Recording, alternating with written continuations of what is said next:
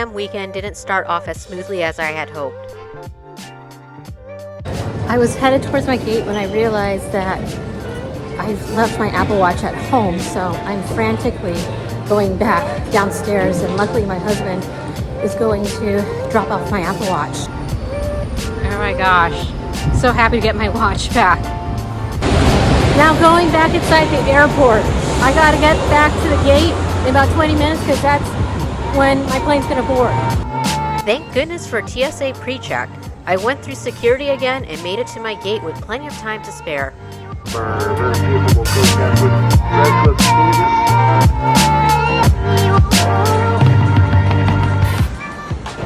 Well, made it to Sacramento, and it's a bit of a tease because the weather's so sunny right now, even though it's supposed to be raining on Sunday.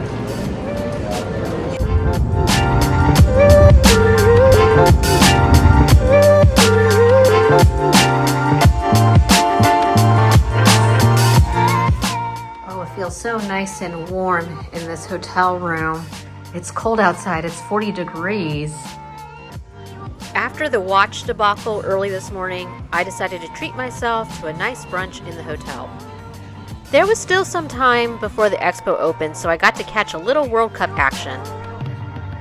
Okay, it's starting to warm up. I think it's starting to be in the high 40s, low 50s, so I'm walking to the expo right now, and after the expo, I'll get in my shakeout run.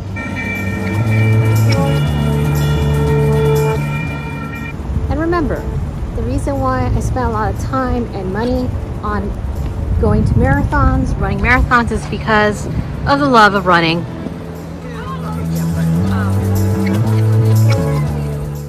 The 2019 CIM was a good year for me. That's when I ran my first sub 4-hour finish at 3:57. I think most of us want to forget 2020. What I love about the CIM Expo is how easy it is to collect your bib, shirt, and bag. No having to trek across the hall to gather your stuff. All right, got my bib, got my shirt, got my bag. It's time to check out the swag here. CIM is known for making Boston qualifiers. Maybe not this year for me, but hopefully next year.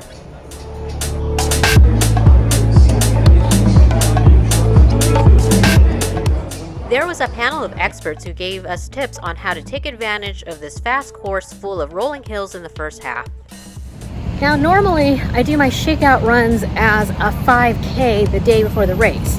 However, this year they canceled the Capital 5K. Hence, no 5K tomorrow, but that's okay. My coach scheduled me a shakeout run today, which is 2 days before the marathon. It'll allow me a rest day tomorrow, which will give me plenty of time for my legs to recover for Sunday's marathon.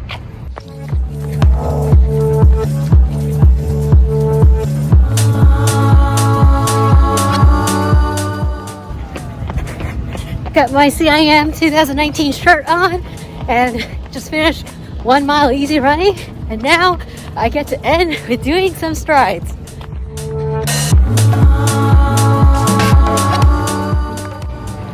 That was a good shakeout run. I really needed that to shake off some of the nerves I have. It's already bad enough that I'm rattled from forgetting my Apple Watch this morning, and then I found out I forgot my hairbrush, and then I left my blue scarf in the hotel restaurant when I was having brunch. I'm a mess. I'm a hot mess.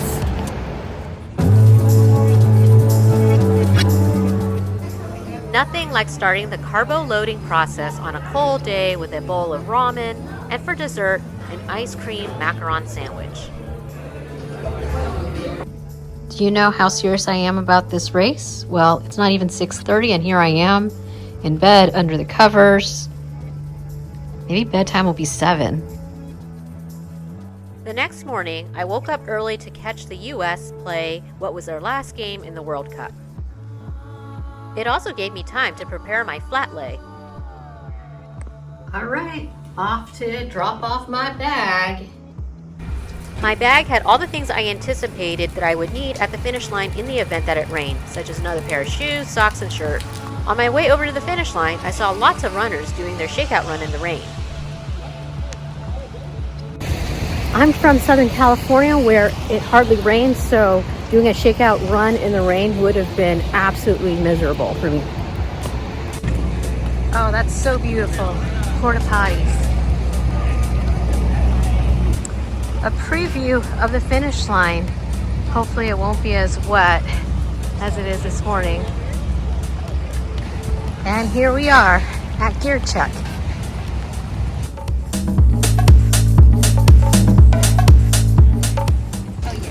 And the real reason for checking my bag early is I get a free pair of gloves. Well, that was easy. It's not even 11 o'clock. What am I going to do for the rest of the day? Get brunch, of course. There was a French bakery right around the corner of my hotel. Well, that was a very yummy brunch and definitely carb dense, so I'm feeling good. It rained for the rest of the day, so I went back to my hotel room to watch some more World Cup. After a few hours of rest and relaxation, I decided to head out for an early dinner. Going out for an early dinner, it's not even 5:30, but I already made reservations at a restaurant to ensure that I have a place for dinner.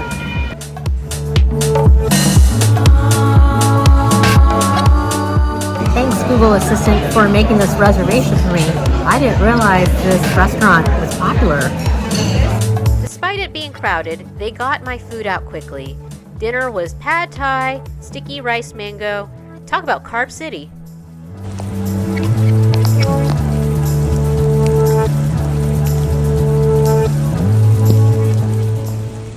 It's not even 7 p.m., but I'm gonna call it night. I'm gonna call it early because I gotta be up around 3:30 to catch the shuttles. Looks like the weather forecast that I had been compulsively checking on all week is going to be favorable for the marathon. Today's race goal is kind of wide-ranging. I'm hoping to finish anywhere between a 3:40 and 4 hours. I know that's kind of a wide margin, but it incorporates my A, B, and C goals. A quick reminder of my A, B, and C goals. Don't laugh. This is my Target clearance rack outfit to keep me warm. It's probably not realistic that I'm gonna hit my A goal of under 340 just because I've only been seriously training for 7 to 8 weeks.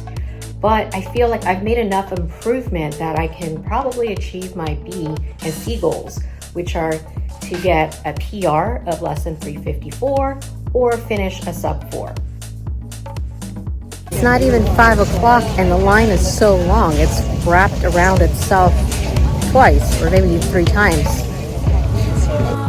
It took about 45 minutes of standing in line before I was able to get on a shuttle.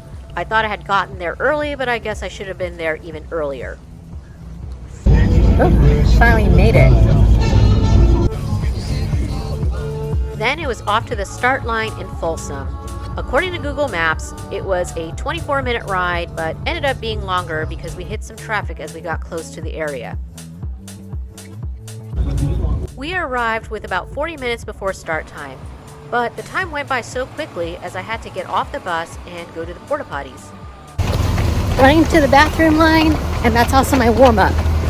Dang, we were far from the bathrooms.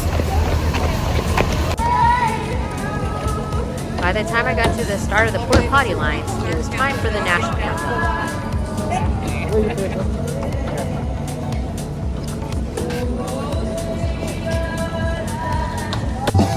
Miraculously, I did get into my corral on time. Anyway, I'm not gonna obsess too much about my times. I'm just gonna try to go by feel. And the most important thing is not to give up and not to get all worked up if the splits on my watch are different from what my race plan is. I tried to stick to the plan as much as possible. For the first 3 miles, I stuck with the 4-hour group since I knew they were supposed to be running at 9:09, so that was within the coaching plan. To my horror, they ran the first 3 miles a little fast, but they corrected it by mile 4. After mile 4, I broke away from them to try to slowly progress to marathon goal pace. I crossed the half at 1:58, so it's a tad slower than the plan of 1:55 to 1:57. I didn't let it bother me because I thought I could make it up on the downhill last half. I just stopped looking at my watch at this point because it was causing me more mental anguish than helping me stay on pace. I hit the wall somewhere around mile 18 and 20. The 4-hour pace group passed me at mile 20, so my heart sank. I had to take a 30-second walk break at mile 21. Then the 4:05 pace group passed me at mile 23, so that made me feel even worse. I started counting down the street numbers. Just to get to the finish, I thought I would play this game where I would run for 10 streets and walk for 2 streets, rinse and repeat. I only got to do it twice and walked 1 street each. At 20th Street, I imagined I was running back at home on the Strand, so I knew the distance very well. I didn't walk any of the last 12 streets and got to the finish.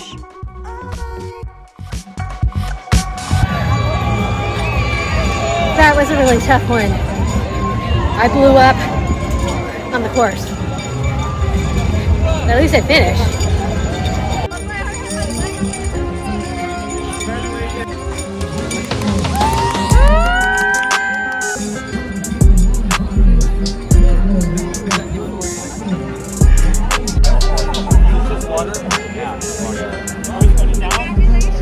Thank you. Yeah, it was hard today. My legs are really cramping. It felt a lot harder than 3 years ago when I got my sub 4.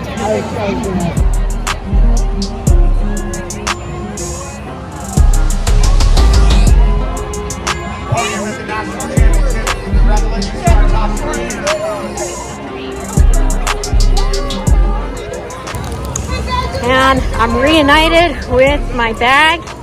I'm gonna go change out of my shoes because it's not comfortable walking in these Vaporflies.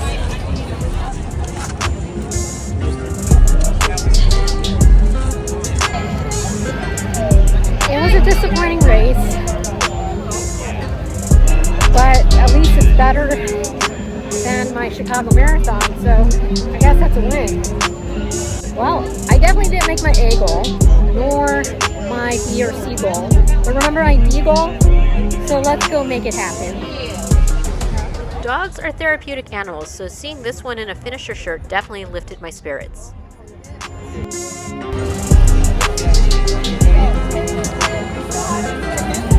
Chicken, thank you. Thank you. Oh, it's so warm. That's not soup, it's burrito, so I'll take it, it's even better. It started to rain, so I decided to go back to the hotel. On my way back, I passed by some more runners making their way to the finish line. There was something poignant about watching them fight through the sudden downpour to get to the finish. It was a reminder to never give up.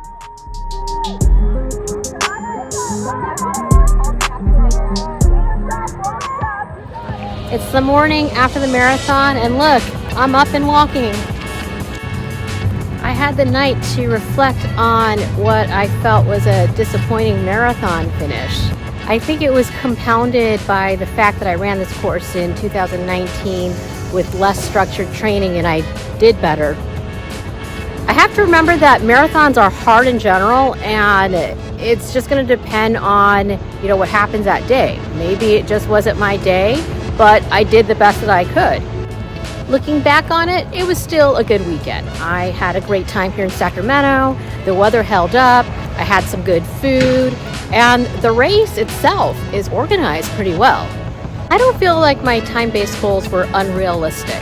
I think I needed to give some more time to this polarized training because remember, I've only been doing this structured training for 8 weeks. Surf City is another 8 weeks away, and if anything, I got a nice long run out of this. It was actually a race simulation because I actually ran at a race effort. If nothing else, I do look forward to signing up for the 2023 CIM. Despite the hilly course in the first half, I actually do like this course, and that's the thing with marathoners. Our pain is temporary, but our memories are short. And so we're looking forward to signing up for the next race when it's possible. Spoiler alert, I did. It was time to get back home to Los Angeles. Luckily, I was not injured during this marathon block, so I should be ready in 8 weeks for Surf City Marathon. These days, I think we put too much emphasis on getting our desired results quickly, but some things take time to develop and refine. As my coach says, keep at it with the polarized training. The important thing is to be consistent with training and recovery for another 8-week block.